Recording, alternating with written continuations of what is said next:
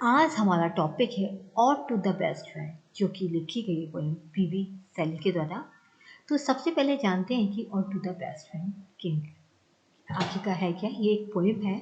तो और to the best friend जो है पीवी शैली, जो कि इंग्लिश लिटरेचर बहुत ही एक रोमांटिक कवि माने जाते हैं, ग्रेटेस्ट। तो ये उनकी बहुत ही महान और बहुत ही सबसे अच्छा कंट्रीब्यूशन माना जाता है English literature on to the best friend को। तो this poem presents the best friend both as jester and preserver. तो सबसे बड़ी चीज़ होती है ये जो कविता है, ये बेस्ट फ्रेंड जिसे हम पश्चिमी हवा बोलते हैं, ये दोनों तरीके से काम करती है। जस्टर माने होते हैं जो किसी चीज़ को बर्बाद कर देती है, एंड प्रिजर्वर होता है जो किसी चीज़ को सुरक्षित करती है। तो ये नष्टकारी भी है और कहते हैं ना कि सृजनात्मक भी है और नाशकारी भी है। नष्ट भी करती है और चीज़ों को आबाद भी करती है। The poet wants to be swift, और कभी इसमें चाहता है कि वो स्विफ्ट होना चाहता है, मूवमेंट करना चाहता है, फोर्सफुल, और जितना ये इसकी ताकत होती है वही पावरफुल भी बनना चाहता है, एंड प्राउड, और घमंड भी करना चाहता है। लाइक द वेस्ट विंड, जिस तरीके से पश्चिमी हवा है, पश्चिमी हवा को अपने ऊपर घमंड भी है, फोर्सफुल, पावरफुल भी है, और स्विफ्ट भी बहुत आराम से तेजी से इधर से उधर मूवमेंट करती है। वही सब चीज़ें ये कभी भी चाहता है। अब देखिए डेवलपमेंट ऑफ थॉट, आखिरकार ये जो विचार है किस तरीके से विकसित होता है कविता के तहत। The poem may be divided in two parts, इस कविता को दो हिस्सों में बांटा गया है। In the first three stanzas Shelley praises the best friend, तो पहले जो थ्री स्टेंजास हैं सैली उसमें पश्चिमी हवा की प्रशंसा करता है। The great symbol of force and power of its destructive and creative mind, तो ये जो पश्चिम है ये एक प्रतीक है किसका, फोर्स, शक्ति का, पावर का, ऑफ इट्स डिस्ट्रक्टिव यानी किसी चीज को बर्बाद करने में, यानी किसी चीज को विनाशकारी करने में, यानी नाश। क्योंकि होते पश्चिमी हवा चलती है बहुत सारी चीज नष्ट हो जाती है, एक जगह से दूसरी जगह लेके चली जाती है। तो डिस्ट्रक्टिव भी पावर इसके अंदर पाई जाती है, एंड क्रिएटिव माइंड, और इसमें सृजनात्मक। क्योंकि आपने देखो जब पश्चिमी हवा चलती है तो हवा के साथ साथ बहुत नए नए तरीके के जो है बीज आते हैं जो जमीन के अंदर चले जाते हैं, और अचानक जब बारिश होती है तो बीज जो है पौधे के में बाहर निकलने लगते हैं। तो इस तरीके से चीज़ों को क्रिएट भी करती है। तो सृजनात्मक भी और विसर्जनात्मक भी है, नष्टकारी भी और आबाद भी कर देती है। तो इन द फर्स्ट स्टैंजा, पहला जो स्टैंजा है, the best wind is the greatest gesture of leaves, तो इसमें इसको जो बेस्ट विंड को एक जेस्चर के रूप में दिखाया गया है, जहाँ पर पत्तियाँ डस्ट हो जाती हैं, नष्ट हो जाती हैं, एंड ऑफ सीड्स, और जो बीज होते हैं वो which are buried under the earth in autumn, और पतझड़ के टाइम में पृथ्वी के अंदर वो जो बीज होते हैं वो अंदर दफन हो जाते हैं। ओके, फ्रॉम देयर अंडरग्राउंड, और अंडरग्राउंड से ही कोल्ड एंड डार्क रेस्टिंग, ठंडी और डार्क रेस्टिंग प्लेस है। क्योंकि अंदर का जो प्लेस होता है, आपने देखा होगा मिट्टी के नीचे का जो प्लेस होता है वो काफ़ी कोल्ड ठंडा भी होता है और डार्क भी होता है। तो वो वहाँ पे बीज रेस्ट कर रहे होते हैं। They are regenerated in spring, और बसंत ऋतु में वो जो बीज होते हैं वो फिर से पनपने लगते हैं। क्योंकि होता है कि जब पश्चिमी हवा चलती है तो सारे बीज झड़ जाते हैं और झड़कर वो जमीन के नीचे चले जाते हैं, और लेकिन जैसी बसंत ऋतु आती है, स्प्रिंग सीजन आता है, वो फिर से रीजनरेट हो जाते हैं, फिर से वो पौधे के रूप में बाहर आ जाते हैं। दस the best wind is like a living river, इस तरीके से बेस्ट विंड एक लिविंग नदी के समान है, विच रशेस थ्रू द फॉरेस्ट, जो पूरे जंगल में दौड़ती रहती है, यानी जंगल में ये पश्चिमी हवा चलती रहती है। In the second stanza the same thing is repeated, दूसरे स्टेंजा में भी इसको दर्शकों में दिखाया गया है। Now the poet describes the wind action in the sky, अब यहाँ पर जो कवि व्यक्त करता है कि जो विंड है, जो हवा है, उसका कार्य क्या है, वो आसमान में as bring of the clay, जैसे कि कहते हैं बादल आ जाते हैं, बादल छा जाते हैं, उसके रूप में दिखाई देती है। वेपर्स और छात में रेन, बारिश के रूप में दिखाई देती है, और हेल ओले के रूप में दिखाई देते हैं, लाइटिंग और बिजली चमक, इस तरीके से वहाँ पर बारिश में इस तरीके की चीज़ें वहाँ पर दिखाई देने लगती हैं। एक सिंबॉलिक है ये। The coming clouds become the dome of a vast sepulchre out of which black rain first and hail with rust, और वहाँ पे क्या होता है कि बड़े बड़े बादल आने लग जाते हैं, एक प्रकार का गुंबद बन जाता है स्कल्पचर, ऐसा लगता है जैसे कोई बहुत बड़ी मूर्ति वहाँ पे खड़ी हो, एक कोई जैसे किसी ने कोई कलाकार हो जिसने बहुत सारी नई नई आकृति वहाँ बना दी है। तो वहाँ पर ब्लैक कलर की बारिश बारिश भी दिखाई देती है, फर्स्ट एंड हील, पहले शूज में ब्लैक कलर का चीज़ें कालापन आ जाता है, फिर बारिश होती है, फिर इस तरीके से धीरे धीरे वहाँ पर हेल करता है, फिर ओले बरसने लगते हैं। तो इस तरीके से डिफरेंट डिफरेंट चीज़ें वहाँ पर दिखाई देती हैं, एक सिम्बॉलिक है पश्चिमी हवा का। Fifth, in the third stanza, the wind's violent passage from the earth and the sky to the sea is depicted. फिर थर्ड स्टैंडर्ड में जो विंड है उसका वॉयलेंट पैसेज दिखाया जाता है। वॉयलेंट माने हिंसक प्रवृत्ति दिखाई जाती है फ्रॉम द पृथ्वी से लेकर आसमान तक और आसमान से लेकर समुद्र तक। इस डिग्री से जो व्यक्त किया गया है the first on the blue Mediterranean, यहाँ पर ब्लू कलर का मेडिटेरियन समुद्र पर है, and then on the still mighty Atlantic. फिर वो कहाँ पर उठ पहुँच सकती है अटलांटिक के ऊपर भी, जो पहाड़ियाँ होती हैं उसके ऊपर वेस्ट विंड के ऐसा को दिखाया गया है।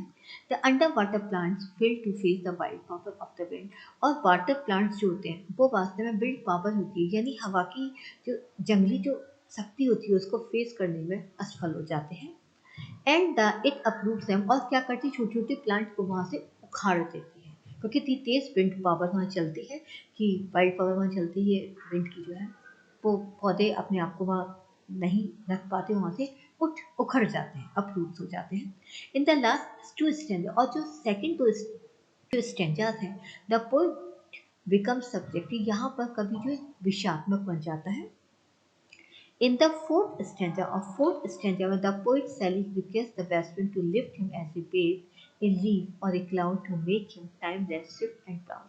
यहाँ पर अंत में जो है कवि इस चीज को प्रार्थना करता है बेस्ट फ्रेंड से कि वो भी उसे उठा ले जाए, ऐसे जैसे एक लहर उठती है उसी तरीके से लहर के समान ही ये लिफ्ट करना चाहता है अपने आप को। ए लीफ एक पत्ती के समान अपने आप को देखना चाहता है, एंड द क्लाउड एक बादल की तरह अपने आप को देखना चाहता है, और एक टाइमलेस जिसके ऊपर समय का कोई फर्क नहीं पड़ता, स्विफ्ट और जो तेजी से चलता चला जाता है, एंड प्राउड, और वो घमंड करना चाहते हैं। वो कहते हैं कि जिस तरीके से पश्चिमी हवा को अपने ऊपर घमंड है कि वो लहरों को भी ला देती है, पत्ती को भी इधर से गिरा देती है, और बादलों की तरह इधर से उधर मूवमेंट कराती है, तो कहते हैं उनके ऊपर समय का कोई ऐसा नहीं पता। कहते हैं उसी तरीके से वो भी वेस्ट विंड की तरह शिफ्ट करना चाहता है, टाइमलेस बनना चाहता है और घमंड करना चाहता है। तो इन the last stanza the poet describe the winds power of regeneration, और लास्ट में बताता है कि किस तरह से पश्चिमी हवा के अंदर वो पावर होती है कि चीज़ों को फिर से पुनर्जीवित कर देती है। ही इज होपफुल, यहाँ पर वो आशावादी नजर आता है, that the wind will scatter his dead thoughts over the universe, कि जो विंड होती है, जो पश्चिमी हवा होती है, वो स्कैटर माने फैला देती है अपने डेड विचारों को, फैलाती है पूरे ब्रह्मांड में, and become the truth of A prophecy, और यहीं पर एक बाजा बजाती है किसका, प्रोफेसी यानी भविष्यवाणी। क्या क्या कहती है, ओ विंड, ओ पश्चिमी हवा, इफ विंटर कम्स, यदि जाड़ा आता है तो can spring be far behind, तो स्प्रिंग बसंत भी उसके पीछे पीछे चली आती है। तो यानी अगर दुख आएगा तो उसके बाद सुख भी आएगा, जाड़ा आता है तो उसके बाद गर्मी यानी बसंत ऋतु भी आती है, क्योंकि जाड़े का मतलब होता है कि सारी पत्तियां झड़ जाती हैं, लेकिन उसके बाद जब बसंत ऋतु आती है तो पत्तियां फिर से हरी हो जाती हैं। तो सुख की बात दुख और दुख की बात सुख, एक दोनों ही विंटर और स्प्रिंग दोनों ही बहने हैं। इस तरीके से एक होपफुली एक संसार को मैसेज देता है। तो देखिए इसमें हाई इमेजिनेशन क्या, उच्च कल्पना क्या है, Shelley's high imagination presents the best as a great gesture of leaves. तो उसने क्या किया है कि जो बहुत बड़ी एक कल्पना उसने की है उसी प्रकार की कि जो पश्चिमी हवाएं एक बहुत बड़ा विनाशकारी के रूप में व्यक्त किया है जो पत्तियों को गिरा देता है, तो डेस्ट्रॉय बन जाती है। फ्रॉम एन एन्चेंटेड फ्लीट, एक ऐसा लगता है जैसे एन्चेंट होता है जादू, फ्लीटिंग मानी जैसे कि कहते हैं ना बह रहा हो, तो अचानक कोई बहुत बड़ा सा जादू आता होता है, सारी पेड़ों से पत्तियां को बर्बाद कर देता है, गिरा देता है, वो डेस्ट्रॉय के रूप में काम करता है। The wind seeds like cold and dark like curves with in their leaves, और जो विंड सीड, जो विंड सीड मतलब जो उड़ के जो सीड जो बीज होते हैं वो ठंडे हो जाते हैं, एंड डार्क और काले काले हो जाते हैं, लाइक और इसकी तरह जैसे शब हो जाता है, जैसे चीज़ें मृतक हो जाती हैं विद इन दे, और वो सब अपनी कर्व में चली जाती है। क्योंकि होता ये है कि जब पश्चिमी हवा चलती है तो पेड़ों से पत्तियां सारी झड़ जाती हैं और बीज वगैरह भी झड़ जाते हैं, वो जमीन के अंदर चली जाती हैं, तो बिल्कुल कोल्ड हो जाते हैं और डार्क हो जाते हैं, जैसे क्रॉप्स की तरह हो जाते हैं। द स्कैटरिंग क्लाउड्स, अब बिखरे हुए बादल, look like the bright hair uplifted from the head of some fierce minute, तो ये देखिए मिनट सागर है, तो उसके ऊपर ऐसा लगता है जैसे कि जब बादल बिखर जाते हैं, जैसे कि कोई एक फियर्सी हो, उसके ऊंचे ऊंचे बादल यानी सर में से बाल ऊपर की तरफ उठ जाते हैं, इस तरीके से वो बादल नजर आते हैं। The blue Mediterranean is led by cold stream, और मेडिटेरियन जो समुद्र है वो कोल्ड स्ट्रीम मतलब जो ठंडी ठंडी जो धाराएं होती हैं वहां से होती है ठंडी ठंडी धारा वहाँ बहने लगती है। And dreams old places and towers, और वहाँ पे सपने भी देखने लगते हैं, यानी पुराने जो महल हैं, जो किले हैं, वहाँ पर भी लोग अपने जो सपने देखते हैं कि किस तरीके के लिए पहले हुआ करते, इस टाइप की चीज़ों को उसने दिखाया कि किस तरीके से बैसू उन सब चीज़ों को भी नहीं छोड़ती, वहाँ तक कि ये ठंडी हवा लेकर पहुँच जाती है।